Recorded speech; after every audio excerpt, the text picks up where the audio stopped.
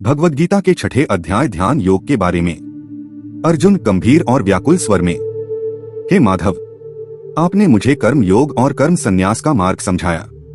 अब आप जिस योग की बात कर रहे हैं, ध्यान योग, वह मुझे बहुत कठिन प्रतीत होता है। मन इतना चंचल है कि वह बार बार भटक जाता है। मैं उसे रोकना चाहता हूं, पर वह मेरे वश में नहीं आता। श्री कृष्ण करुणा से देखते हुए, हे अर्जुन, तुम्हारा कहना सत्य है। मन चंचल है, बलवान है और कभी स्थिर नहीं रहता। पर सुनो पार्थ, अभ्यास और वैराग्य से मन को अवश्य वश में किया जा सकता है। अर्जुन थोड़ा निराश स्वर में, हे केशव, जिस प्रकार तेज वायु को पकड़ पाना कठिन है, उसी प्रकार मन को नियंत्रित करना भी मुझे असंभव लगता है। श्री कृष्ण दृढ़ स्वर में, हे महाबाहो, जो मन को नियंत्रित करने का प्रयास नहीं करता, उसके लिए योग कठिन है। पर जो निरंतर प्रयास करता है, संयम रखता है, वह अवश्य सफल होता है।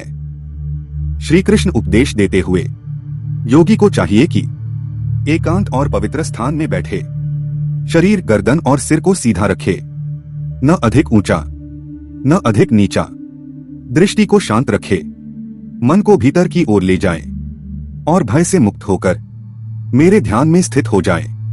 अर्जुन जिज्ञासा से, हे प्रभु, क्या केवल ध्यान से ही मन शांत होता है? श्री कृष्ण, नहीं अर्जुन, ध्यान के साथ संयम भी आवश्यक है। जो न अधिक खाता है, न बिल्कुल उपवास करता है, न अधिक सोता है, न बिल्कुल जागता रहता है, वही व्यक्ति योग में स्थिर हो पाता है। श्री कृष्ण आगे कहते हैं, जब योगी का मन आत्मा में स्थित हो जाता है, जब इच्छाएं शांत हो जाती हैं, तब वह परम शांति को प्राप्त करता है। जिस प्रकार निर्वात स्थान में दीपक की लौ अचल रहती है, वैसे ही योगी का मन स्थिर हो जाता है।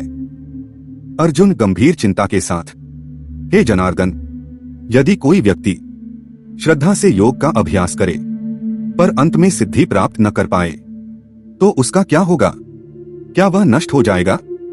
श्री कृष्ण स्नेहपूर्वक मुस्कुराते हुए, हे पार्थ, योग में किया गया प्रयास कभी व्यर्थ नहीं जाता। जो इस जन्म में पूर्ण सिद्धि प्राप्त नहीं कर पाता, वह अगले जन्म में उत्तम परिस्थितियों में जन्म लेकर फिर से योग मार्ग पर आगे बढ़ता है। कल्याण करने वाला कभी दुर्गति को प्राप्त नहीं होता। श्री कृष्ण का गूढ़ उपदेश, हे अर्जुन, सबसे श्रेष्ठ योगी वही है जो सब प्राणियों में अपने समान आत्मा को देखता है, जो सुख दुख में समान रहता है, जो किसी से द्वेष नहीं करता, वही सच्चा योगी है। श्री कृष्ण भावुक स्वर में, और उन सब योगियों में वही मुझे सबसे प्रिय है, जो श्रद्धा से अपने हृदय में मुझे धारण करता है और मेरी भक्ति करता है। अर्जुन श्रद्धा से नतमस्तक होकर, हे योगेश्वर, आपके वचनों से मेरा भ्रम नष्ट हो गया है। अब मैं समझ गया हूं कि अभ्यास, संयम और भक्ति से मन को जीता जा सकता है। श्री कृष्ण आशीर्वाद देते हुए, हे अर्जुन, मन को मुझ में स्थिर करो, कर्तव्य निभाओ और भय का त्याग करो। यही है ध्यान योग,